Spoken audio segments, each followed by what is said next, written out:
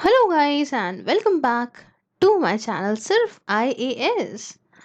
तो यहाँ पे हम विजन IAS की PT 365 जो कि इन्वायरमेंट की है उसे कंटिन्यू करते हुए आज आपके सामने इसका पार्ट नंबर 16 प्रेजेंट करने जा रहे हैं। तो आइए शुरू करने से पहले चैनल को सब्सक्राइब कर लीजिए, बेल आइकन को भी प्रेस करिए ताकि आपको रेगुलर अपडेट्स मिलती रहें। चलिए शुरुआत करेंगे पहले टॉपिक से। टॉपिक कहता है सोलर एनर्जी के बारे में। जानते हैं कि ये न्यूज़ में क्यों रहा। देखिए, न्यूज़ में रहने की वजह ये है कि जब यहाँ पे थर्ड इनॉग्रेशन हुआ global renewable energy investment meeting and expo का, शॉर्ट फॉर्म में इसको बोलते हैं ग्लोबल री इन्वेस्ट। तो जब इसका यहाँ पे थर्ड इसका जो इनॉग्रेशन हुआ तो उसमें हमारे प्रधानमंत्री साहब भी गए और वहां पे प्रधानमंत्री जी ने कहा कि इंडिया की जो डिमांड है सोलर एनर्जी को लेके, ये मार्केट अपॉर्चुनिटी करीब $20 बिलियन की बना रही है एनुअली, मतलब हर साल। तो अब आप कहेंगे इतना पैसा, तो ये बताइए जहां ये प्रधानमंत्री जी गए वो क्या है, मतलब ग्लोबल री इन्वेस्ट क्या है। देखिए, ये एक रिन्यूएबल एनर्जी इन्वेस्टर्स मीट और एक्सपो है जिसे ऑर्गेनाइज करा गया है ministry of new and renewable energy के द्वारा। इसके साथ इसमें वर्ल्ड बैंक और कुछ दूसरे लोगों का कोलैबोरेशन भी है। इतना समझा। अब आगे बढ़ेंगे, बात करेंगे इंडिया के रिन्यूएबल एनर्जी कैपेसिटी के बारे में। क्या है, देखिए इंडिया की रिन्यूएबल एनर्जी कैपेसिटी।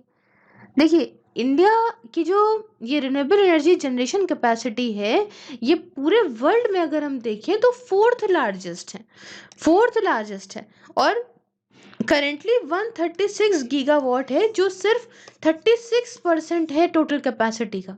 मतलब अभी बहुत सारा हम और कर सकते हैं और ये बहुत ही तेजी में बढ़ रही है कुछ जो है मेजर कंट्रीज के बीच में। अब देखिए 2022 तक जो शेयर होगा रिन्यूएबल कैपेसिटी का, ये बढ़ जाएगा 220 गीगावाट, 220 गीगावाट हो जाएगा। और डिमांड जो लोकली प्रोड्यूस पैनल्स की है ये भी बढ़ जाएगी, ये 36 गीगावाट हो जाएगी अगले 3 सालों में। उसके बाद देखिए जो सरकार है क्या इनिशिएटिव्स ले रही है सपोर्ट करने के लिए इसकी मैन्युफैक्चरिंग को। तो सबसे पहले बात करें तो प्रोडक्शन लिंक्ड इंसेंटिव्स दिए जा रहे हैं जो काफ़ी हाई एफिशिएंसी सोलर मॉड्यूल्स हैं। उसके साथ दूसरी बात की सस्टेनेबल रूफटॉप इम्प्लीमेंटेशन है solar transfiguration of India Srishti scheme के अंदर। ये है कि भैया चलो यहाँ पे जो है वो छत के ऊपर ये सब लगाओ सोलर पैनल्स वगैरह। उसके साथ यहाँ पे तीसरा है कि नेशनल सोलर मिशन है ताकि इकोलॉजिकली सस्टेनेबल ग्रोथ को प्रमोट करें और इंडिया की एनर्जी सिक्योरिटी का जो दिक्कत है वो ख़त्म किया जा सके। सरकार काफ़ी कुछ कर रही है लेकिन तब भी सोलर पैनल को लेके इनको बहुत काम करने की ज़रूरत है। बहुत ही सीरियस चीज़ है इंडिया के लिए। अगर ये हर मतलब मुझे ऐसा लगता है कि भाई अगर ये हर घर में जो नया घर है उसके लिए मैंडेटरी कर दिया जाए और हर घर में जो भी ऐसे लोग हैं जो उसे अफोर्ड कर सकते हैं, ऐसा नहीं है बस एक चीज़ जेनरिक नहीं होती, जनरलाइज नहीं होती, तो जितने भी लोग इसे अफोर्ड कर सकते हैं अगर इसे यूज़ करें तो पहली चीज़ तो सन की जो एनर्जी है ये हम यूज़ कर पाएंगे, फ्री का काम हो जाएगा। दूसरी चीज़ की भाई हम अपने देश को मदद भी कर सकते हैं। चलिए अब मेन टेक्नोलॉजीज़ की अगर बात करें जिनको यूज़ करा जाता है इस सोलर एनर्जी को हार्नेस करने के लिए, तो पहली होती है सोलर फोटो वोल्टेक्स। ठीक है, पीवी जिसे बोलते हैं सोलर फोटो वोल्टेक्स। ये बेस्ड होती है एक फोटोवोल्टाइक इफेक्ट पे और जिसके थ्रू जो फोटोन है, ठीक है, फोटोन जो बेसिक यूनिट होती है ना लाइट की, photon impact in a surface made of a special material generate the release of an electron। तो यहाँ पे it is based on a photovoltaic effect by which जो फोटोन है, जो मेन यूनिट होती है लाइट की, ये इम्पैक्ट करता है सरफेस को जो एक स्पेशल मटेरियल से बना होता है और इससे यहाँ पे रिलीज होता है इलेक्ट्रॉन। तो ये तो सोलर फोटोवोल्टाइक हो गया। और दूसरा तरीका होता है कंसंट्रेटिंग सोलर पावर, CSP। इसमें क्या होता है कि सनलाइट का यूज़ करते हैं गर्म करने के लिए, किसी फ्लूइड को हीट करने के लिए, फ्लूइड को डिपेंड करता है पर्टिकुलर एप्लीकेशन पे। इट कैन बी वाटर या फिर फ्लूइड, कुछ भी हो सकता है। क्लियर है। अब यहाँ पे कुछ दूसरे इनिशिएटिव सोलर एनर्जी के लिए यहाँ आप देख सकते हैं, तो भाई यहाँ आता है रूफ टॉप सोलर स्कीम। तो 2019 की बात है जब सरकार ने फेज 2 जो कि grid connected roof top scheme का था, सोलर स्कीम का था, उसे यहाँ पे कुछ ऑब्जेक्टिव थे इसके, अप्रूव कर दिया था इसको। फिर समझिए 2019 की बात है जब सरकार ने अप्रूव करा था phase 2 grid connected RTS scheme का। इसका ऑब्जेक्टिव ये था कि हम ग्रिड कनेक्टेड आरटीएस को सारे कंज्यूमर सेगमेंट में प्रमोट करेंगे, चाहे वो घर की बात हो रही हो, चाहे वो इंस्टीट्यूशन की बात हो, चाहे सोशल, गवर्नमेंट, कमर्शियल, इंडस्ट्रियल वगैरह वगैरह, कहीं भी बात हो हम इसे प्रमोट करेंगे। और उसके साथ यहाँ पे देखिए डिस्कॉम्स वगैरह जो होते हैं इनको यहाँ पे की ड्राइवर्स बनाएंगे, ताकि यहाँ पे जो आरटीएस है इसे प्रॉपर डिप्लॉय किया जा सके, मतलब प्रॉपर इसे इम्प्लीमेंट करें, प्रॉपर चीज़ों को जो है लगा सकें। उसके साथ यहाँ पे डोमेस्टिक मैन्युफैक्चरिंग सोलर सेल्स और मॉड्यूल की ये प्रमोट करना। सोलर पावर जो जनरेट होगी इसे यूज़ करा जाएगा या कैप्टिव कंजम्पशन के लिए प्रीमाइसेस के अंदर, या इसे ग्रिड में दे दिया जाएगा and can be adjusted in a electricity bill. तो इतना एडजस्टमेंट हो सकता है कि आपने दे दी, आपका इलेक्ट्रिसिटी बिल में एडजस्टमेंट हो गया। अब इंडिया ने एक टारगेट रखा है कि हम 100 गीगावाट जो सोलर पावर की कैपेसिटी है उसे 2022 तक जो है वो पा लेंगे, जिसमें से 40 गीगावाट जो है वो इसका आरटीएस से ही निकलेगा। अब ये समझ लीजिए कि ये स्कीम्स कितनी इंपॉर्टेंट होगी। इतनी बात समझ में आ गई आपको कितनी रूफ टॉप सोलर स्कीम कितनी इंपॉर्टेंट हो जाती है इसी के चलते। नेक्स्ट आता है phase 3 off grid and decentralize solar PV, मतलब पीवी का मतलब होता है फोटो वोल्टाइक एप्लीकेशन प्रोग्राम का। समझते हैं क्या है। देखिए फेज 3 जो कि प्रोग्राम का है, इसको लॉन्च किया गया था अगस्त 2018 में, एंड ये कवर करेगा पूरा, ये जो है ये वैलिड होगा for the financial year 2019 and 20 में। अब देखिए इसका एम क्या है। एम ये है कि हम एडिशनल 118 मतलब 118 जो MWP है, मतलब मेगावाट पीक है, उसे अचीव करेंगे, है ना। जिसका जो additional 118 MPV of grid solar PV capacity को हम अचीव करेंगे 2020 तक। तो इसका फेज 3 ने ये कहा, और मतलब ऐसा करा जाएगा फेज 3 में। और ऑफ ग्रिड को हम यहाँ पे स्टैंड अलोन पावर सिस्टम मतलब सैप्स के नाम से भी जानते हैं, जो यहाँ पे अलाउ करता है सोलर पावर को बैटरीज के अंदर for use when power grid goes down, या फिर ये इफ नॉट ऑन ग्रिड, ठीक है, अगर ग्रिड पे ना हो, ग्रिड जो है वो नीचे हो जाए, मतलब कम हो जाए, ऐसा कुछ, ठीक है, तो ऐसा काम आ जाएगा ये। कंपोनेंट्स की बात करें तो करीब 3 लाख जो नंबर्स हैं सोलर स्ट्रीट लाइट्स के, इसको इंस्टॉल किया जाएगा पूरे कंट्री में। और अकेले अगर हम सोलर पावर प्लांट्स की बात करें तो करीब 25 किलो वॉट पीक प्रमोट करी जाएगी ऐसे एरियाज में जहाँ पे ग्रिड पावर जो है वो नहीं पहुँच पाई है। साथ में 25 lakh number solar study lamps का दिया जाएगा नॉर्थ ईस्टर्न स्टेट्स में, और जो आपका लेफ्ट विंग एक्सट्रीमिज्म से अफेक्टेड डिस्ट्रिक्ट होती हैं वहाँ पे। नेक्स्ट है प्रधानमंत्री किसान ऊर्जा सुरक्षा एवं उत्थान महा अभियान, शॉर्ट फॉर्म में बोलेंगे पीएम कुसुम स्कीम। तो इस स्कीम के बारे में थोड़ा सा देखिए ये स्कीम को लॉन्च तो 2019 में किया गया था, ताकि फार्मर्स को इनकरेज करें कि आप सोलर पावर को यहाँ पे जनरेट करो अपने अपने फार्म्स में, और साथ में क्लीन एनर्जी का यूज़ करो, ताकि ये जो डीजल के वाटर पंप आप यूज़ करते हो ना, तो इसकी जगह पे आप इसको यूज़ करने लगो। स्कीम के अंदर देखिए 3 कंपोनेंट्स थे, एक था ए, दूसरा था बी, तीसरा था सी।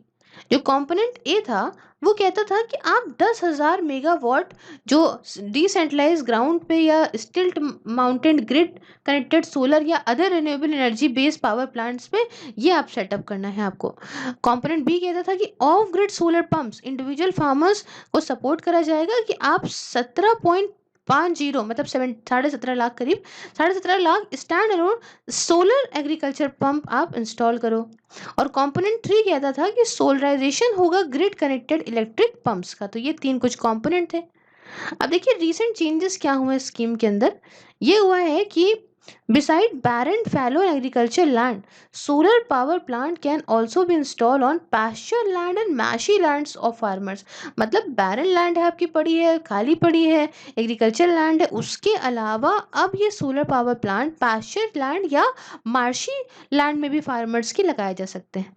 उसके साथ यहाँ पे सपोर्ट करने के लिए फार्मर्स को सोलर प्रोजेक्ट्स जो कि 500 मेगावाट से कम होते हैं, इनको अलाउ करा जा सकता है, कि जो है पहले पहले तो नहीं अलाउ था ना, अब अलाउ कराया सकता है स्टेट्स के द्वारा, based on techno commercial feasibility. उसके साथ यहाँ पे अगर हम बात करें तो ये जो MNRE है, ये जो है रिटेन करेगा 33% एलिजिबल सर्विस चार्ज का for nation wide information, education and communication activities के लिए। क्लियर है? उसके बाद बात आती है यहाँ पे कोई भी पेनाल्टी नहीं होगी रिन्यूएबल पावर जनरेटर के लिए for shortfall in the solar power generation from minimum prescribed capacity utilization factor. यहाँ देखिए, यहाँ पे इनका कहने का मतलब यह है कोई पेनाल्टी वगैरह नहीं लगेगी रिन्यूएबल पावर जनरेटर पे। अगर मान लीजिए कोई कमी हो जाती है सोलर पावर जनरेशन में एक मिनिमम प्रिस्क्राइब कैपेसिटी के यूटिलाइजेशन फैक्टर के अंदर, तो भी कोई पेनाल्टी नहीं लगेगी। फिर नेक्स्ट आता है फ्लोटिंग सोलर प्रोजेक्ट, FSP। ये क्या है? देखिए वर्ल्ड का सबसे बड़ा FSP 600 मेगावाट का सोलर एनर्जी, ये बनाया जाएगा ओमकारेश्वर डैम पे, जो कि नर्मदा रिवर पे, याद रखिएगा, इन खांडवा मध्य प्रदेश के अंदर। अब देखो ये यहाँ पे जो है वो शुरू होगा, मतलब अगर हम देखें it will begin power generation by 2020-23।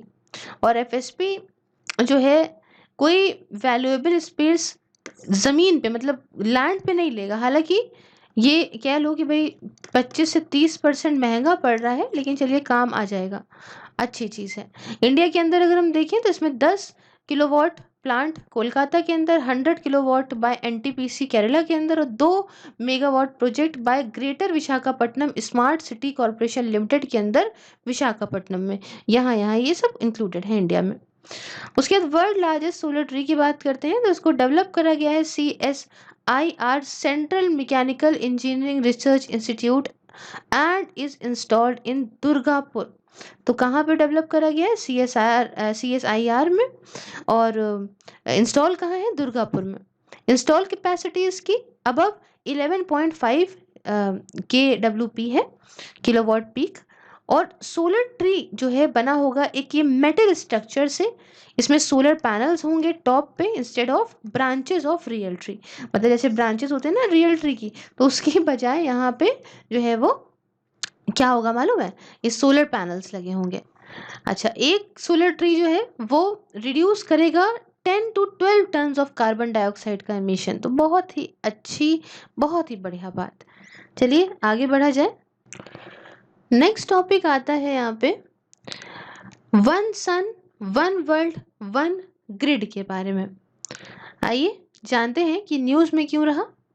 देखिए न्यूज़ में रहने की वजह यह है कि ministry of new and renewable energy ने रिसेंटली इशू करी है एक रिक्वेस्ट फॉर प्रपोजल, RFP को इशू करा है for developing a long term vision. ताकि भाई किस लिए करा है? ताकि डेवलप करें long term vision, implementation plan, road map, institutional framework को अपने one sun one world one grid programme के लिए। ठीक है, शॉर्ट फॉर्म इसका जानते हैं क्या होता है? ऑसोवॉग। ठीक है, आगे बढ़े, जाने कुछ ऑसोवॉग के बारे में। देखो भाई, आइडिया जो इसका है ये पहली बार दिया गया प्रधानमंत्री के द्वारा 2018 में, जब पहली जनरल असेंबली थी इंटरनेशनल सोलर अलायंस की, ISA की फर्स्ट जनरल असेंबली में। चलिए ठीक है, अब यहाँ पे इसके थ्रू क्या था, इस ऑसवॉग इनिशिएटिव के थ्रू है ना, इंडिया का प्लान ये था कि ये पूरे मतलब बिल्ड करे कि एक global ecosystem interconnected renewable energy sources का, है ना, ऐसा जो है वो सिस्टम बनाएगी, ग्लोबल सिस्टम बनाएगी इंटरकनेक्टेड रिन्यूएबल एनर्जी सोर्सेस का, जो सही से एकदम आराम तरीके से शेयर करेंगे, म्यूचुअल बेनिफिट्स होगा, ग्लोबल सस्टेनेबिलिटी होगी। मतलब आपस में जो सारे देश हैं उन सब में ऐसा कुछ होगा कि रिन्यूएबल एनर्जी सोर्सेस इंटरकनेक्टेड होंगे, ताकि एनर्जी वगैरह हो, जो भी सस्टेनेबिलिटी है आपस में बहुत ही कायदे से रहे, सारे देशों के लिए एक साथ मेंटेन रहे, म्यूचुअल बेनिफिट हो। विजन इसके पीछे ये था, ऑस्मो वॉक के पीछे, ये sun never sets, the sun never sets, ये था इसका विजन। और ये कांस्टेंट था कि कुछ जियोग्राफिकल लोकेशन में पूरे वर्ल्ड की अगर हम बात करें at any given point of time, कहीं ना कहीं तो ऐसा रहता ही है कि सन उगा होता है। ऐसा तो रहता नहीं है कि सूरज हर जगह पूरे पृथ्वी पे तो ढलता नहीं है, ढलता नहीं है, कहीं ना कहीं तो उगा होता है ना भाई। तो इसलिए ये इस विजन पे बेस्ड था। इसलिए सोलर एनर्जी को आप यूटिलाइज कर सकते थे इंटरकनेक्टेड ट्रांसमिशन के थ्रू, कि चलो एक जगह पे अगर एनर्जी नहीं है तो दूसरी जगह पे तो है ना। तो ये बात है। तो ग्लोबल जो ग्रिड का प्लान था ये यहाँ पे में ऑल्सो लेवरेज दी ISA, इंटरनेशनल सोलर अलायंस। अब यहाँ पे इंटरकनेक्टेड ग्रिड जो है ये इन्विजन थी मोर देन 140 कंट्रीज, जिसमें इंडिया जो है वो मीन में फलक्रम का काम कर रही थी। और दो ब्रॉड जोन थी, एक थी फार ईस्ट और एक थी फार वेस्ट। मतलब बीच का हो गया इंडिया, यहाँ हो गया फार ईस्ट और फार वेस्ट। अब भैया 140 कंट्रीज कनेक्टेड है, पूरे वर्ल्ड की कनेक्टेड है। तो देखो अगर हम यहाँ पे बात करें फार ईस्ट वाली की, तो फार ईस्ट की जो कंट्रीज थी उसके अंदर म्यांमार, वियतनाम, थाईलैंड, लाओ, कैम्बोडिया एक्सेट्रा थी। और वही जगह अगर हम फार वेस्ट की बात करें तो इसके अंदर मिडिल ईस्ट और अफ्रीकन जो रीजन थे वो कवर हो रहे थे।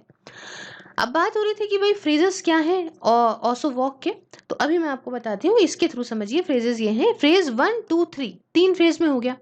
पहला फ्रेज में Indian grid interconnection with middle east. सबसे फ्रेज में क्या होगा कि इंडियन ग्रिड को इंटरकनेक्ट किया जाएगा मिडिल ईस्ट, साउथ एशिया और साउथ ईस्ट एशियन ग्रिड्स के साथ में।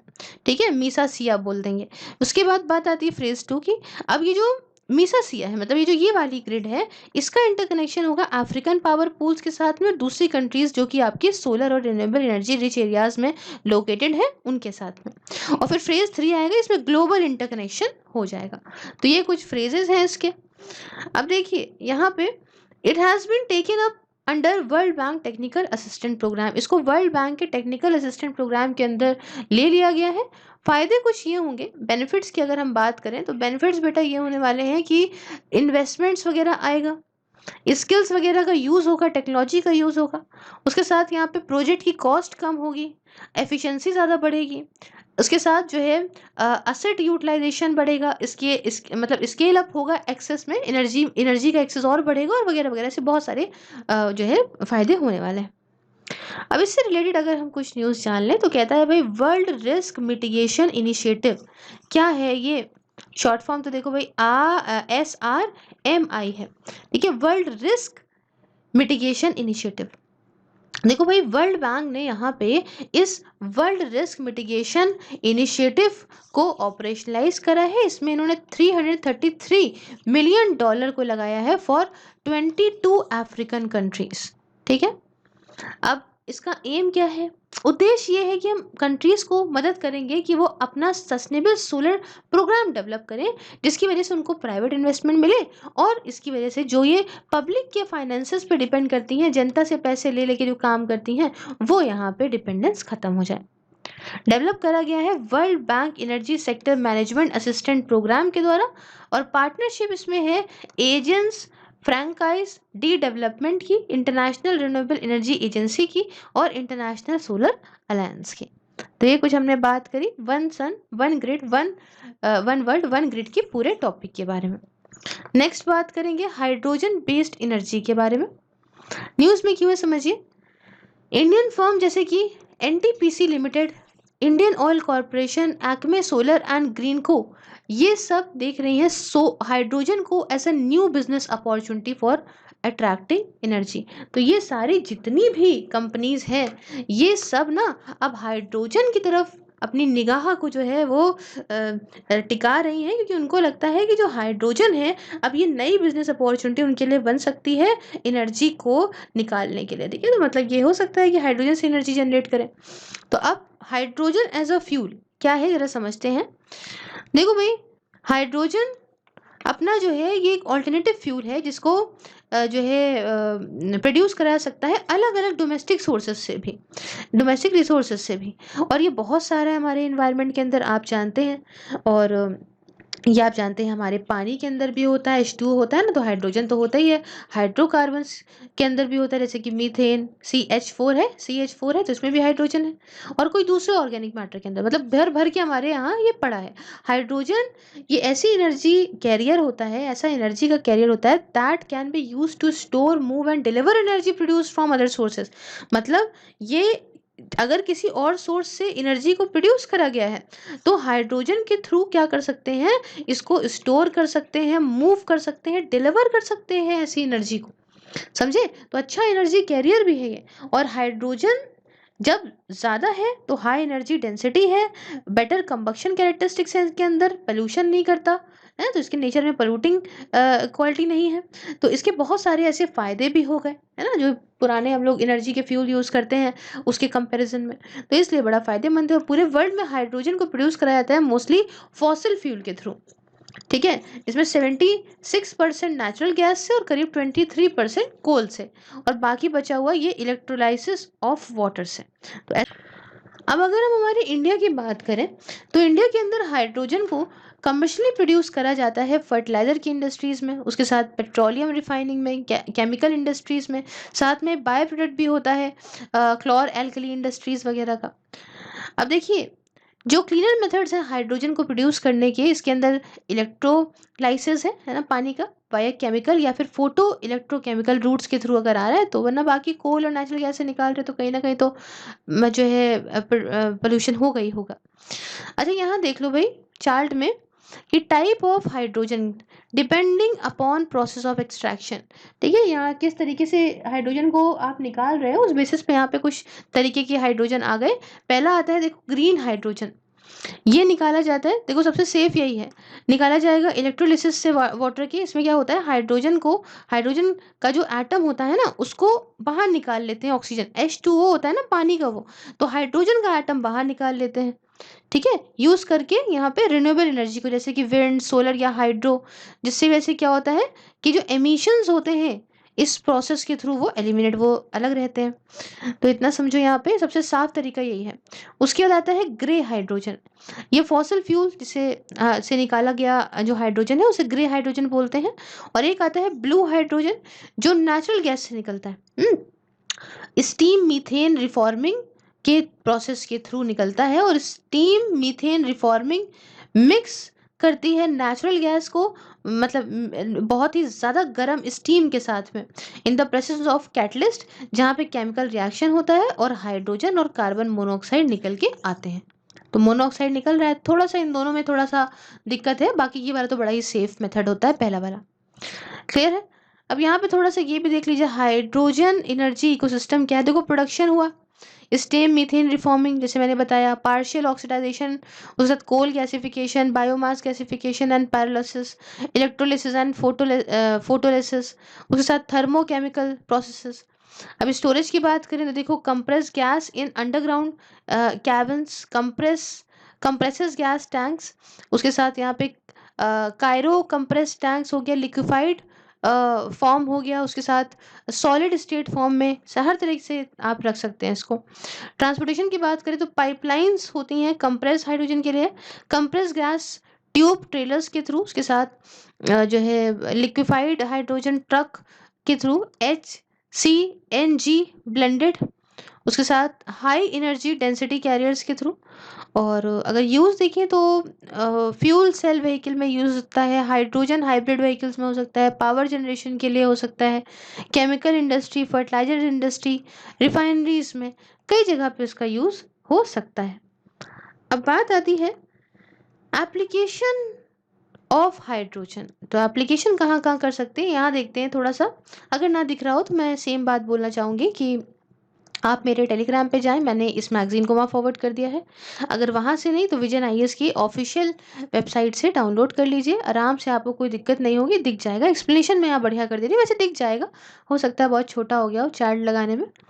अब देखिए हाइड्रोजन फ्यूल सेल की बात करते हैं, एप्लीकेशंस है ना हाइड्रोजन की, तो कहाँ कहाँ होती है, हाइड्रोजन फ्यूल सेल में यूज़ कर सकते हो। तो हाइड्रोजन फ्यूल सेल के सिस्टम को यूज़ करते हैं इलेक्ट्रिसिटी को जनरेट करने के लिए वेहिकुलर एप्लीकेशन में, फ्यूल सेल कार, बसेस वगैरह में, और पोर्टेबल डिवाइसेस जैसे कि लैपटॉप, फोन्स वगैरह में। अब देखो एक फ्यूल सेल क्या होता है? देखिए, फ्यूल सेल एक ऐसा डिवाइस है जिससे इलेक्ट्रिसिटी बनती है केमिकल रिएक्शन के थ्रू। अब आप कहोगे कैसे निकलती है केमिकल रिएक्शन के थ्रू? देखिए, एक इलेक्ट्रोलाइट, इलेक्ट्रोलाइट मतलब ये मेम्ब्रेन होती है जो इलेक्ट्रिकली चार्ज पार्टिकल को कैरी करती है from one electrode to other, एक इलेक्ट्रोड से दूसरे इलेक्ट्रोड तक। मतलब यहाँ पे एनोड या कैथोड जिस हिसाब से भी वहां पे करती है, मैं आपको बताती हूँ। देखो, ये एनोड है, ये कैथोड है, ठीक है, वहां तक करती है। एज वेल एज कैटलिस्ट को यूज करती है ताकि रिएक्शन जल्दी जल्दी हो जाए, और इलेक्ट्रिसिटी को प्रोड्यूस करती है एट द इलेक्ट्रोड्स। अब यहाँ पे हो सकता है आपको बहुत क्लियरली ना दिख रहा हो, लेकिन आपको दिखेगा आपकी मैगजीन में। देखिए, ये है एनोड, ये है कैथोड, ये है यहाँ पे हाइड्रोजन, ये फ्यूल, ठीक है। उसके बाद यहाँ पे हो रही है हाइड्रोजन की रिसाइकलिंग, यहाँ पे हो रहा है ऑक्सीजन, ये देखिए फ्रॉम द एयर ऑक्सीजन, ये देखिए। उसके साथ एयर एंड वाटर वेपर, ये हो गया यहाँ पे निकल रही है। ये देखिए यहाँ से कैटलिस्ट जा रहा है, ये है प्रोटॉन एक्सचेंज मेम्ब्रेन, ये वाली है, और इसके साथ ये भी कैटलिस्ट है, और ये गैस डिफ्यूजन लेयर है, और ये गैस डिफ्यूजन लेयर है, ये भी, ठीक है। ये दोनों जो लेयर्स हैं वो वही हैं, समझे। खैर, फ्यूल सेल स्टैक है ये। बाकी मैंने आपको बताया कैसे क्या होता है। फायदे ये होते हैं कि इससे क्या होता है, पोल्यूशन नहीं होता, सिर्फ वाटर वेपर और हीट निकलती है फ्यूल सेल से। और यहाँ पे कोई रिचार्जिंग की, बार बार रिचार्ज करने की भी जरूरत नहीं पड़ती, जैसे बैटरीज को करना पड़ता है, इसको नहीं करना पड़ता। साथ में इलेक्ट्रिसिटी प्रोड्यूस होती है जैस जब तक के लिए हाइड्रोजन और ऑक्सीजन की सप्लाई रहेगी, है ना, सोर्स रहेगा, तब तक इलेक्ट्रिसिटी प्रोड्यूस होगी, कोई रिचार्ज नहीं करना है। साथ में हायर इलेक्ट्रिकल एफिशिएंसी भी है, नॉइज फ्री ऑपरेशन है, लेकिन कुछ लिमिटेशंस भी हैं, हर चीज़ का फायदा तो नहीं होता। काफ़ी महंगा है। इसके जो कैटलिस्ट की कॉस्ट है, कैटलिस्ट इसमें प्लैटिनम का यूज़ करते हैं, और प्लैटिनम जानते हैं आप कितना महंगा आता है। हाई कॉस्ट है इस इक्विपमेंट की भी, बहुत ही इशू करता है विद, अगर issues with storage of hydrogen gas, है ना, हाइड्रोजन गैस की स्टोरेज को लेके काफ़ी इश्यूज होते हैं, मेंटेनेंस इश्यूज जैसे कि कोरोजन वगैरह हो जाता है, तो ये सब दिक्कतें हैं इसके अंदर। अब देखो, नेक्स्ट आता है hydrogen enriched CNG, short form में HCNG बोलेंगे। तो अब ये क्या है? देखो, हाइड्रोजन को आप एक एनर्जी कैरियर के तौर पे यूज कर सकते हो, मैंने आपको बताया था। हाँ, डायरेक्टली आप इंटरनल कंबंशन इंजन में इसको यूज कर सकते हो, टरबाइंस में यूज कर सकते हो फॉसिल फ्यूल की जगह, या फिर blended mixture of fossil fuel के तौर पे। अब देखो, यहाँ पे जो HCNG है, ये क्या होता है? ये एक हाइड्रोजन और CNG, HCNG है ना, तो हाइड्रोजन और CNG का ब्लेंड है, मिक्सचर है। आइडियल हाइड्रोजन को कंसंट्रेट, अगर हम कहें इसका कंसंट्रेशन कितना है आइडियल हाइड्रोजन का, तो उसमें 18% का कंसंट्रेशन होता है। CNG आप जानते हैं कंप्रेस्ड नेचुरल गैस है, और नेचुरल गैस मेनली कंपोज होती है, किस चीज़ से बनी होती है नेचुरल गैस? मीथेन से, ठीक है। तो CNG यहाँ पे थोड़ा कम एयर पोल्यूशन करती है ना, जैसे carbon dioxide, carbon monoxide, nitrous oxide और पर्टिकुलेट मैटर, अगर हम देखें तो कम करती है पेट्रोल और डीजल के मुकाबले। अब इसके फायदे क्या हैं HCNG के? फायदे ये है कि अगर हम कन्वेंशनल CNG से कंपेयर करें, तो अगर हम HCNG का यूज़ करते हैं तो इससे एमिशन कम होता है कार्बन मोनोऑक्साइड का करीब 70% तक। सेफर है हाइड्रोजन से, क्यों? क्योंकि इसके अंदर कम एनर्जी कंटेंट है। उसके साथ अगर हम देखें तो यूजेबल है, एग्जिस्टिंग जो CNG इंफ्रास्ट्रक्चर है देश के अंदर, उसके साथ आप यूज़ कर सकते हो, कोई भी मेजर इंजन मॉडिफिकेशन की ज़रूरत नहीं है। अब नई टेक्नोलॉजी लिया है तो ऐसा थोड़ी ना है कि सारे कारों में बदल बदल के अलग अलग चीज़ें करेंगे, जो अभी चल रहा है उसी के साथ चल सकता है। इंजन की एफिशिएंसी बढ़ाती है, लेकिन फिर वही बात, हर चीज़ में तारीफें नहीं होती, कुछ नुकसान होते हैं। चैलेंजेस ये है कि डिटरमाइनिंग ऑप्टिमाइज हाइड्रोजन या नेचुरल गैस का रेशियो, ना आप नहीं देख सकते हाइड्रोजन और नेचुरल गैस का क्या रेशियो बैठाना पड़ेगा, ये तो इसके मुश्किल है पता लगाना। स्टोरेज और सप्लाई इंफ्रास्ट्रक्चर की कमी है, एक्सपेंसिव है CNG के कंपैरिजन में, तो ये कुछ दिक्कतें हैं। और आखिरी में, इन chemical industries, fertiliser industries, refineries, तो आप यहाँ पे भी यूज़ कर सकते हो इसका। हाइड्रोजन को रॉ मटेरियल के तौर पे फर्टिलाइजर, केमिकल और पेट्रोलियम रिफाइनिंग इंडस्ट्रीज में यूज़ करा जा सकता है, क्योंकि ये एक फंडामेंटल बिल्डिंग ब्लॉक है अमोनिया के मैन्युफैक्चर के लिए। तो ये सारी कुछ अच्छी बातें इसके बारे में हमने जान ली। बढ़ते हैं नेक्स्ट टॉपिक की तरफ। टॉपिक कहता है गैस बेस्ड इकोनॉमी के बारे में। जानते हैं कि ये न्यूज़ में क्यों रहा है। देखिए, ministry of petroleum and natural gas and steel ने रिसेंटली फाउंडेशन रखा फर्स्ट 50 LNG फ्यूलिंग स्टेशन का, जो कि गोल्डन क्वाड्रिलेटरल में बनाए जाएंगे और मेजर नेशनल हाईवेज में बनाए जाएंगे। क्या विजन है इसके पीछे? For the vision of transforming India a gas based economy. तो ये है विजन और ये है मिशन। अब जानते हैं भाई थोड़ा सा गैस बेस्ड इकोनॉमी क्या होती है भाई, जिसके लिए 50 फ्यूलिंग स्टेशंस बनाए जा रहे हैं। देखो, गैस बेस्ड इकोनॉमी का मतलब होता है बच्चों कि ज़्यादातर जो शेयर है नेचुरल गैस का एनर्जी के अंदर, एनर्जी जो मिक्स है उसके अंदर, अगर हम देखें कि कंट्री की कोई भी एनर्जी मिक्स है भाई, एनर्जी की जितनी भी रिक्वायरमेंट है उसको कंट्री को, तो उसमें जो ज़्यादातर शेयर है वो नेचुरल गैस प्रोवाइड कर रही है। समझे? और ये इम्प्लाई करता है दैट हर एक जो कंज्यूमिंग सेक्टर है वहाँ पे वो शेयर कर रहा है, जो शेयर है वहाँ पे नेचुरल गैस का वो बढ़े। मतलब ऐसा नहीं है कि एक सेक्टर में कहीं पे नेचुरल गैस का शेयर बढ़ गया, हर एक सेक्टर जो एनर्जी को कंज्यूम कर रहा है वहाँ पे नेचुरल गैस के थ्रू लाई गई एनर्जी का कंजम्पशन बढ़े। उसके साथ अगर हम देखें तो अभी जो शेयर है नेचुरल गैस का इंडिया के एनर्जी मिक्स के अंदर, ये करीब 6.7% है, जो कम हुआ है अगर हम देखें 10.5% से 2010-11 से। ग्लोबल एवरेज जानते हैं कितना चल रहा है? 23.4% चल रहा है। सरकार हमारे देश की, इसका उद्देश्य ये है कि हम शेयर नेचुरल गैस का 15% तक बढ़ाएंगे अपनी एनर्जी मिक्स में 2030 तक, 2030 तक। और नेचुरल गैस क्या है होता है? नेचुरल गैस देखिए, इसके अंदर मिक्सचर होता है कई गैसेस का, ऐसी गैसेस जो कि ज़्यादा रिच होती हैं हाइड्रोकार्बन्स में, और ये सारी गैसेस जैसे कि मीथेन, नाइट्रोजन, कार्बन डाइऑक्साइड वगैरह, ये आपको एटमॉस्फेयर में भी नेचुरली देखने को मिलेंगी। तो जो नेचुरल गैस के रिजर्व होते हैं उनके अंदर कन्वेंशनल और डीप वाटर और अनकन्वेंशनल रिसोर्सेज, कई जगह के अंदर आपको नेचुरल गैसेस देखने को मिल सकती हैं। कभी कभी conventional, deep water, unconventional resources, कहीं से भी नेचुरल गैस आपको मिल सकती है। अब देखिए, कुछ तरह की नेचुरल गैस होती है, जैसे कि एक लिक्विफाइड पेट्रोलियम गैस आती है, एक कंप्रेस नेचुरल गैस आती है अपनी सीएनजी, एक लिक्विफाइड नेचुरल गैस आती है एलएनजी, फिर डीप नेचुरल गैस आती है, शेल गैस होती है, टाइट गैस होती है, कोल बेड मीथेन होती है। तो बहुत तरह की नेचुरल गैस होती है, एक दो तरह की नहीं होती है। अब बात आती है कि आखिरकार क्या कदम उठाया गया है ना, मेजर क्या उठाया गया है। तो देखो, इंडियन गैस एक्सचेंज, जो भैया जो इंडियन गैस एक्सचेंज है, ये इंडिया का पहला ऐसा automated national level gas trading platform है, ताकि यहाँ पे ये क्या करेगा, ये प्रमोट करेगा, सस्टेन करेगा एक एफिशिएंट, एक रोबस्ट गैस का मार्केट, और यहाँ पे गैस की ट्रेडिंग को बढ़िया करेगा हमारे देश के अंदर।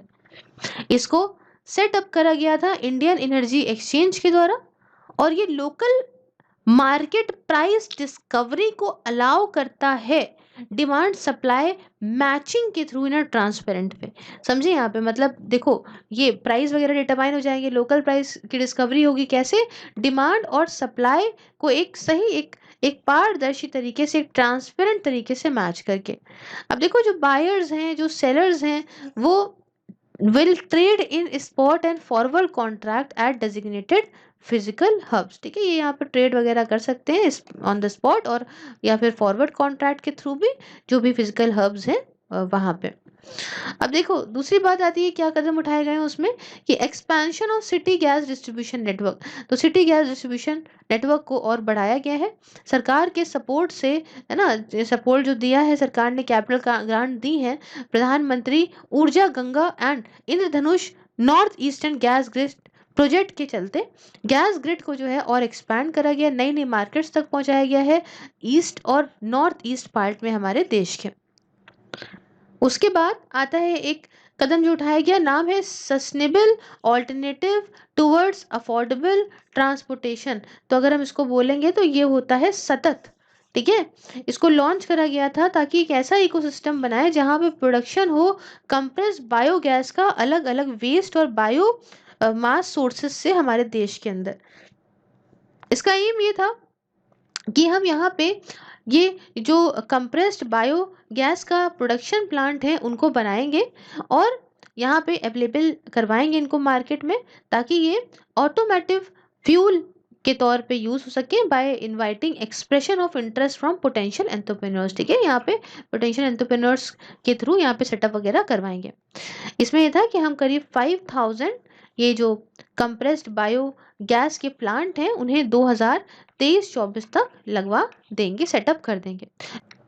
इसको लॉन्च किया गया था ministry of petroleum and natural gas के द्वारा 2018 में, और पेट्रोनेट एलएनजी ने साइन करा था एक pact ministry of petroleum and natural gas के साथ में। किस लिए साइन करा था? ताकि सेटअप करें कंप्रेस्ड बायोगैस के प्लांट्स इस सतत इनिशिएटिव के अंदर। ठीक है, ये देखिए यहाँ पे ये कुछ इस तरह से मैप यहाँ पे बना हुआ है। अब इससे रिलेटेड कुछ इन्फॉर्मेशन चलिए जान लेते हैं। तो सबसे पहले शेल गैस के बारे में ये समझते हैं कुछ बातें। देखिए, पिछले 10 सालों में एक कॉम्बिनेशन हमने हॉरिजॉन्टल ड्रिलिंग और हाइड्रोलिक मैन्युफैक्चर का देखा, जिसने यहाँ पे अलाउ करा एक्सेस लार्ज वॉल्यूम, मतलब अच्छा खासा शेल गैस निकली इसके थ्रू, है ना। ये पहले तो काफ़ी अनइकोनॉमिकल थी प्रोड्यूस करना, लेकिन अब ये देखिए इसके थ्रू निकली, यहाँ पे हमने एक्सेस पाया इतने लार्ज वॉल्यूम का शेल गैस के। अब देखो यहाँ पे ये दिया हुआ है, ये देखिए यहाँ पे कैसे क्या होता है। ये लैंड सरफेस होता है, ठीक है। ये है कन्वेंशनल नॉन एसोसिएटेड गैस, इस तरह से। ये देखिए यहाँ से ये गया हुआ है, ये देखिए सैंडस्टोन, ये ऊपर वाला ये हिस्सा होता है।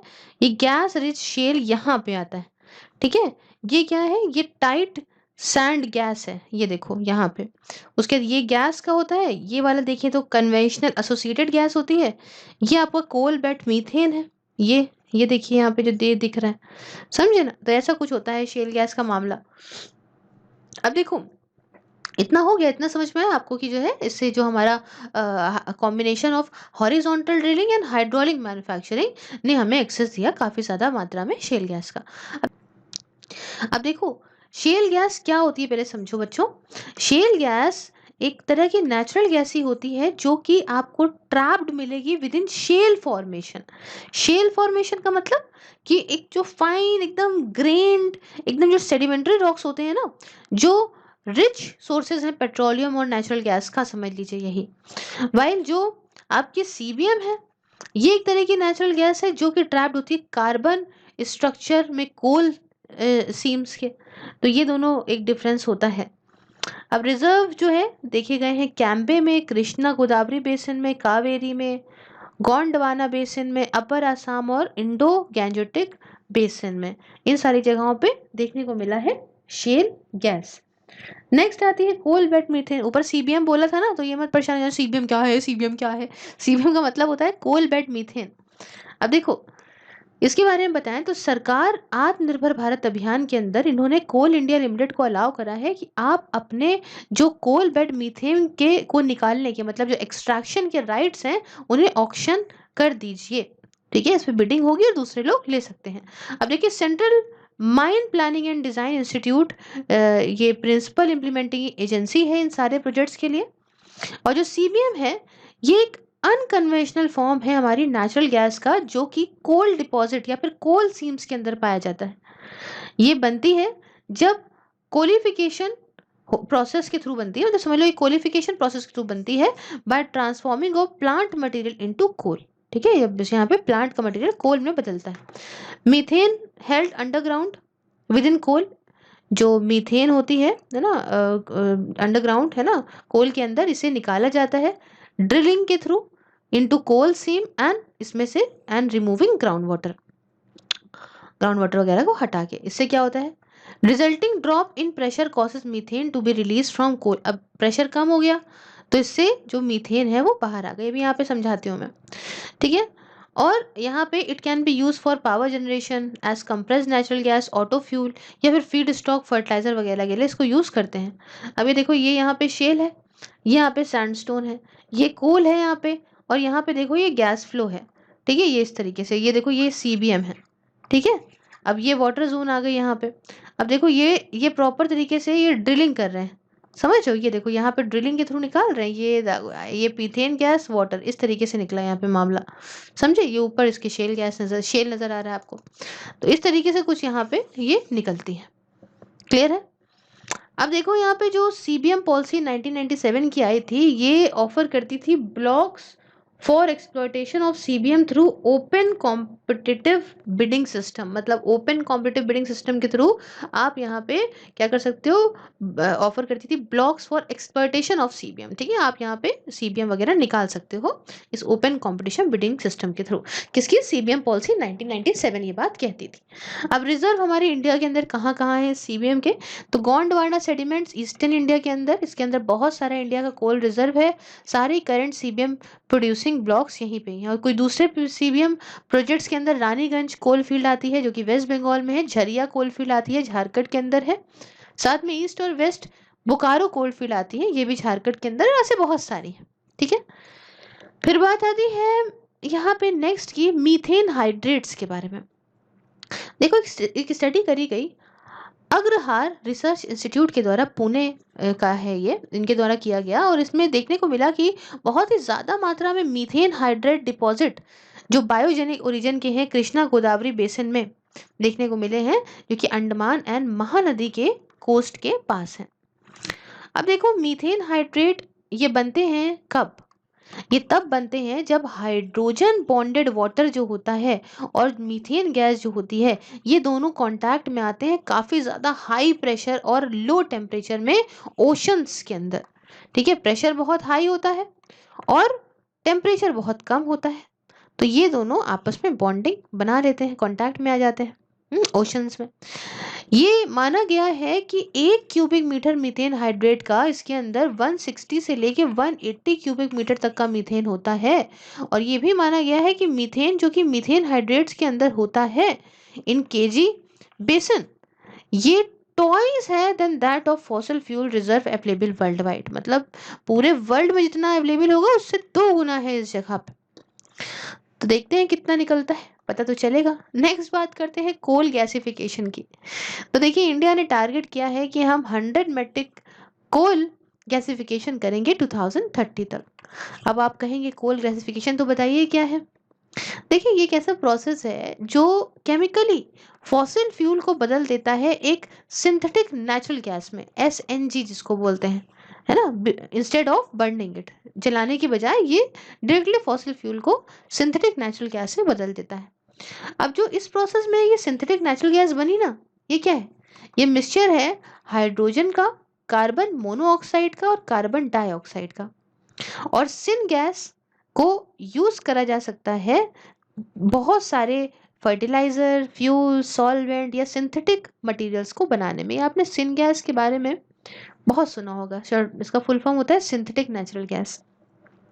अब देखिए इस कोल गैसिफिकेशन के कुछ फायदे हैं। फायदे ये है कि इससे एनर्जी फ्यूल का प्रोडक्शन बढ़ेगा, यूरिया फर्टिलाइजर के लिए, या प्रोडक्शन दूसरे केमिकल का बढ़ेगा, या ट्रांसपोर्टिंग मतलब गैस वगैरह जो है वो जो कोल के कंपैरिजन में काफ़ी सस्ते तरीके से आ सकती हैं। और transporting gas is cheaper than transporting coal. मतलब अब भाई कोल को अगर तुम ट्रांसपोर्ट करोगे तो महंगा पड़ेगा, गैस सस्ती पड़ती है, तो इससे एनर्जी इंपोर्ट्स वगैरह भी कम होंगे, तो बहुत कुछ इससे फ़ायदा है। लेकिन फ़ायदा हर जगह नहीं होता, जैसे मैंने बताया, तो कुछ इश्यूज़ भी होते हैं। अब इश्यूज़ में ये है कि कोल गैसिफिकेशन ये एक्चुअली कार्बन डाइऑक्साइड को जो पुराना वाला कोल प्लांट प्रोड्यूस करता था ना, उससे ज़्यादा प्रोड्यूस करेगा। मतलब कोल प्लांट से ज़्यादा इस कोल गैसिफिकेशन में कार्बन डाइऑक्साइड निकलेगी, ज़्यादा इंटेंसिव फॉर्म्स एनर्जी प्रोडक्शन का है ये, और मतलब ज़्यादा वाटर इंटेंसिव फॉर्म है, तो भाई पानी की ज़रूरत पड़ेगी, तो ये भी गलत है। लो कैलोरीफिक और हाई लेवल है इनऑर्गेनिक इम्प्योरिटीज़ का, मतलब 35 से 45% तक का इंडियन कोल वगैरह जो है उसके अंदर अगर हम देखें तो मतलब इतनी इम्प्योरिटीज़ इसके अंदर आ सकती हैं। तो ये सब कुछ इश्यूज़ भी हैं, ऐसे बहुत सारे और इश्यूज़ भी हैं। चलिए ये बात करी हमने गैस बेस इकोनॉमी की पूरी कंप्लीट। बात करेंगे नेक्स्ट टॉपिक की। टॉपिक क्या था? हाइब्रिड रिन्यूएबल एनर्जी क्या है, समझते हैं, न्यूज़ में क्यों रही ये भी जानते हैं। देखो ministry of new and renewable energy ने रिसेंटली प्रपोज करी एक scheme for development of wind parks, wind solar hybrid park. तो ये थी कुछ स्कीम। अब ये स्कीम क्या है ज़रा ये समझिए। स्कीम ये है कि कुछ साइट्स को यहाँ पे आइडेंटिफाई किया गया है कुछ स्टेट्स में, कुछ 7 स्टेट्स के अंदर। पहली है तमिलनाडु, दूसरी है आंध्र प्रदेश, तीसरी है कर्नाटका, चौथी है तेलंगाना, पांचवी है गुजरात, छठी है राजस्थान और सातवीं है मध्य प्रदेश। इन जगहों पे, इन स्टेट्स के अंदर कुछ साइट्स को यहाँ पे आइडेंटिफाई करा गया है। और जो कैपेसिटी है हर एक पार्क की, ये मान रहे हैं कि 500 मेगावाट रहेगी या उससे ज़्यादा ही रहेगी, but shall not be less than 50 megawatt. यहाँ पे 50 मेगावाट से कम नहीं होनी चाहिए, मतलब 500 मेगावाट या उससे ज़्यादा ही होनी चाहिए और उससे 50 मेगावाट से कम नहीं होनी चाहिए। सेंटर्स यहाँ पे, जो सेंटर की सरकार है जो ये पैसा वगैरह देगी ऐसे पार्क्स को बनाने में। समझ आया न्यूज़ में क्या था? कंफ्यूज तो नहीं हो रहे हैं? ये ministry of renew and renewable energy ने recently scheme for development of wind parks या विंड सोलर हाइब्रिड पार्क को बनाने के लिए स्कीम निकाली है, तो इसीलिए 7 स्टेट्स को भी सामने लाया गया है।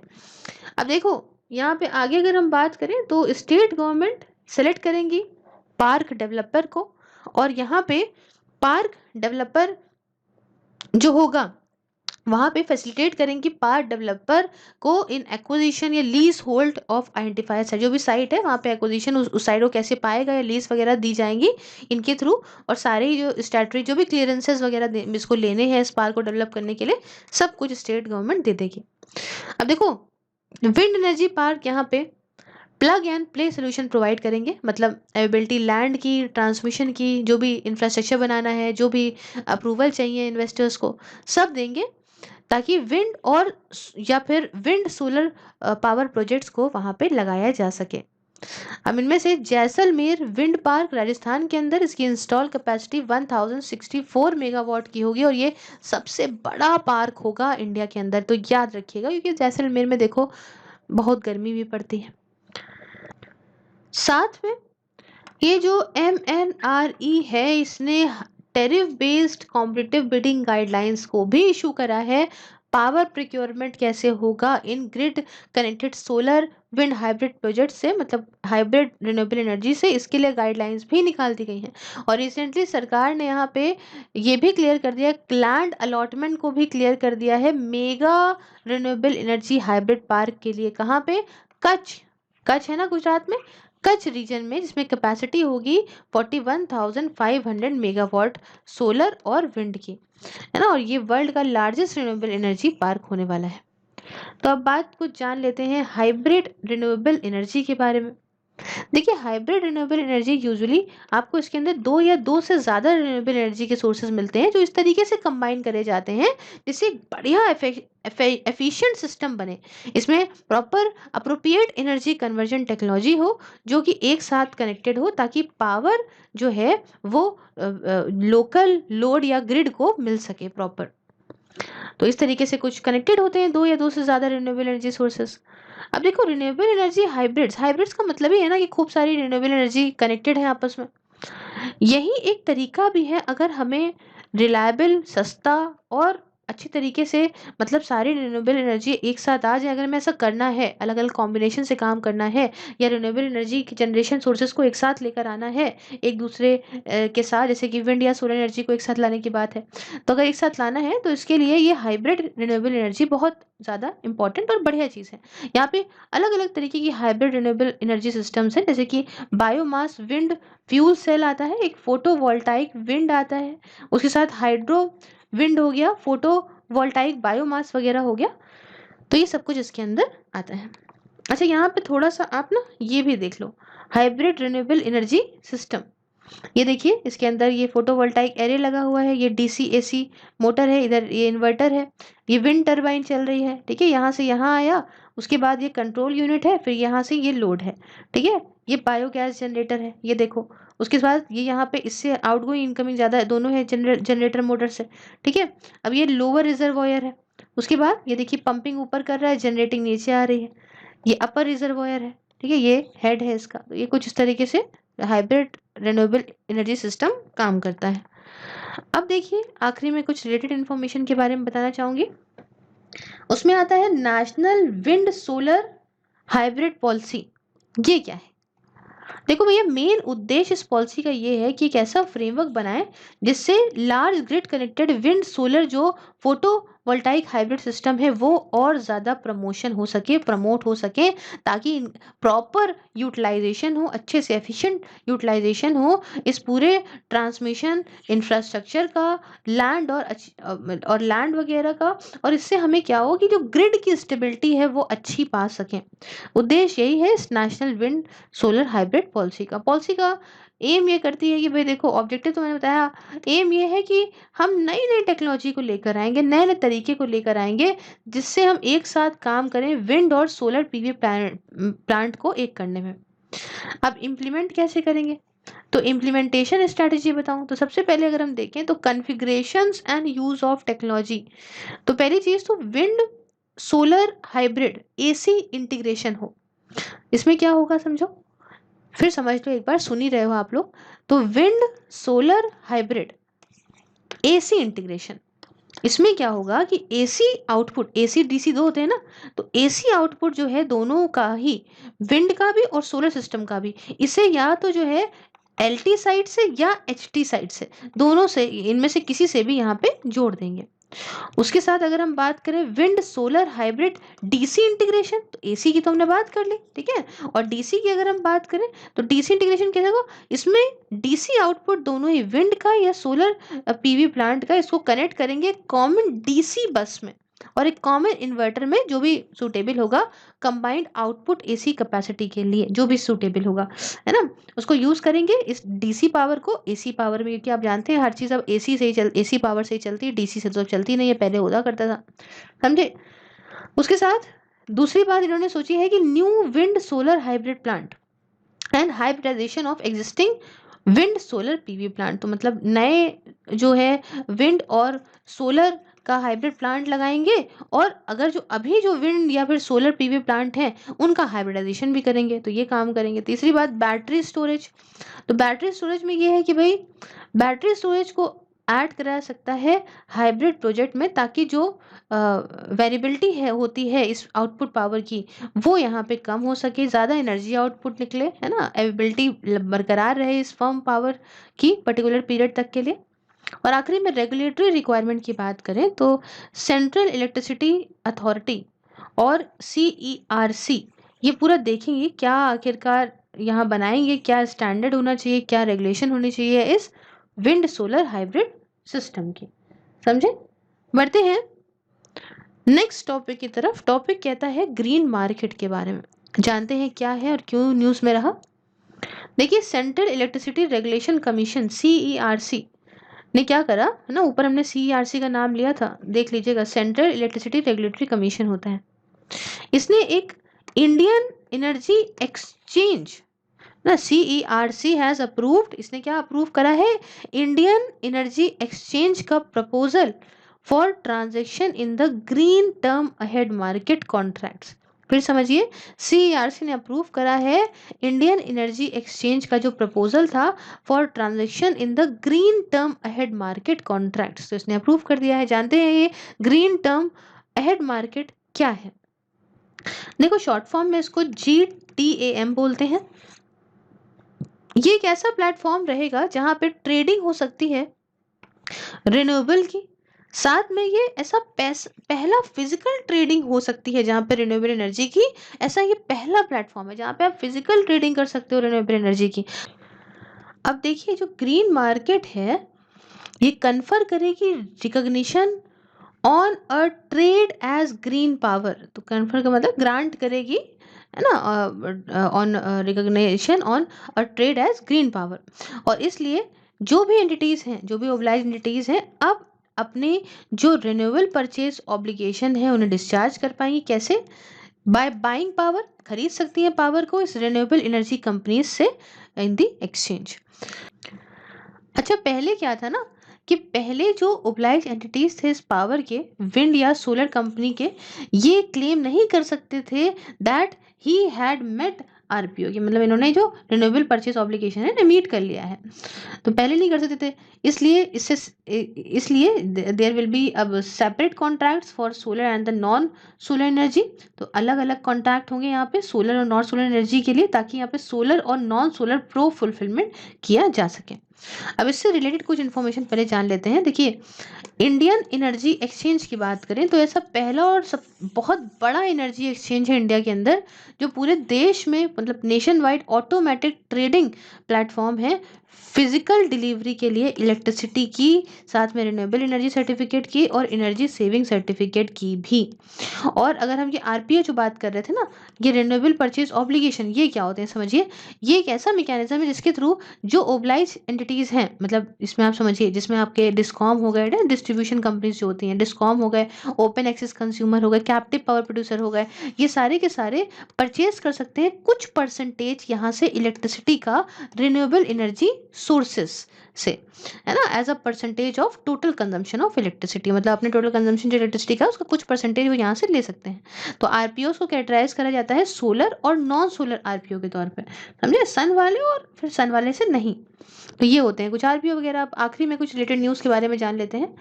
देखो भाई, यहाँ मामला कुछ इस तरह से है कि रिन्यूएबल एनर्जी सर्टिफिकेट क्या होता है। रिन्यूएबल एनर्जी सर्टिफिकेट, ये जो सेल है इन सर्टिफिकेट की, ये कम हुई है करीब 35% से अप्रैल 2020 में, अगर आप कंपेयर करो अप्रैल 2019 के कंपैरिजन में। तो ये एक तरीके के बताऊं तो मैं मार्केट बेस्ड इंस्ट्रूमेंट हैं जो इकोनॉमिक इंसेंटिव देते हैं इलेक्ट्रिसिटी को जनरेट करने के लिए रिन्यूएबल एनर्जी सोर्सेज से।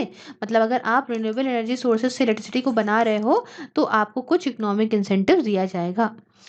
अच्छा, एक आरईसी मतलब ये रिन्यूएबल एनर्जी सर्टिफिकेट जो है, इसे बनाया जाता है जब 1 मेगावाट आर ऑफ इलेक्ट्रिसिटी बनाई जाती है from a eligible renewable energy source. मतलब अगर आपने 1 मेगावाट आर इलेक्ट्रिसिटी बनाई एलिजिबल किसी भी रिन्यूएबल एनर्जी सोर्स से, तो आपको एक यहाँ पे ये जो रिन्यूएबल एनर्जी सर्टिफिकेट है वो दिया जाएगा।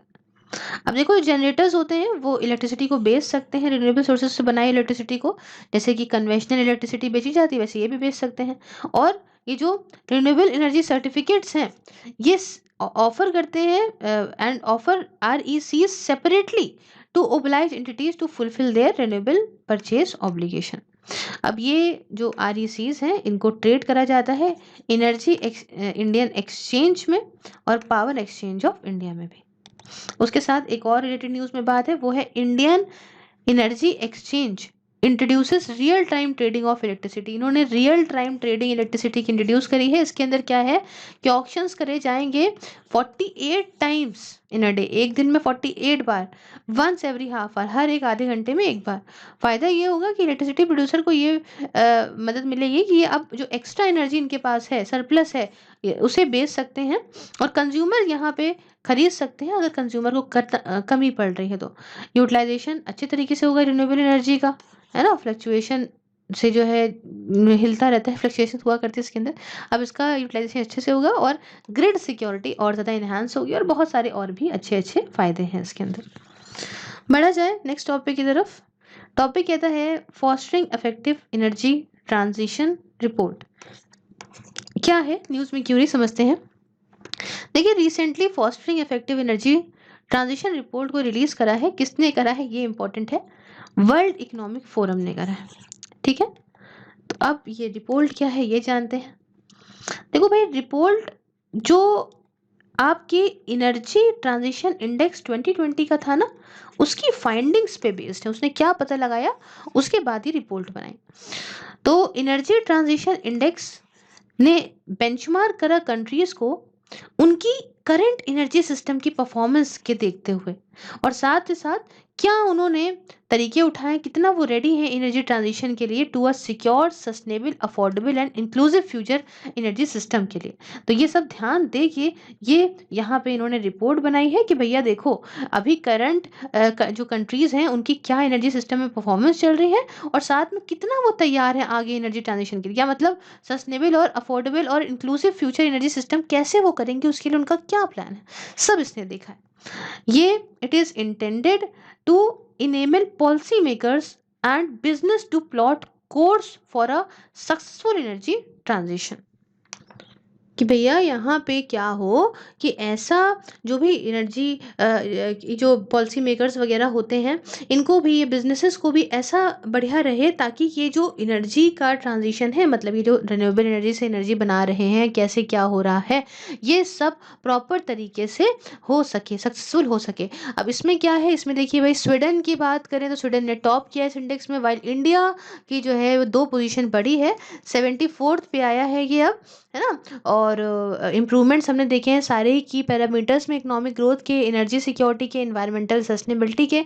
और जो फ़ायदे हैं इंडिया के लिए ये निकले हैं, रिन्यूएबल एनर्जी जो हमने एक्सपैंड करी है ना, जो हमने प्रोग्राम्स चलाए हैं, फोकस डाला है एनर्जी एफिशिएंसी के ऊपर, रिन्यूएबल एनर्जी को बढ़ाने के लिए, उससे हमें यहाँ पे भी फ़ायदा देखने को मिला है। अब यहाँ देख लीजिए एनर्जी ट्रांजिशन इंडेक्स 2020 क्या है, ये देखिए फ्रेमवर्क देखिए, सिस्टम परफॉर्मेंस इम्पेरेटिव्स, उसके साथ यहाँ पे ट्रांजिशन रेडिनेस इनेबल डायमेंशंस। तो ऐसा कुछ है कि एनर्जी सिस्टम स्ट्रक्चर, उसके साथ human capital and consumer participation, उसके साथ यहाँ पे capital and investment, regulation and political commitment, सारा कुछ है इसके अंदर, कुछ ऐसा कुछ नहीं है।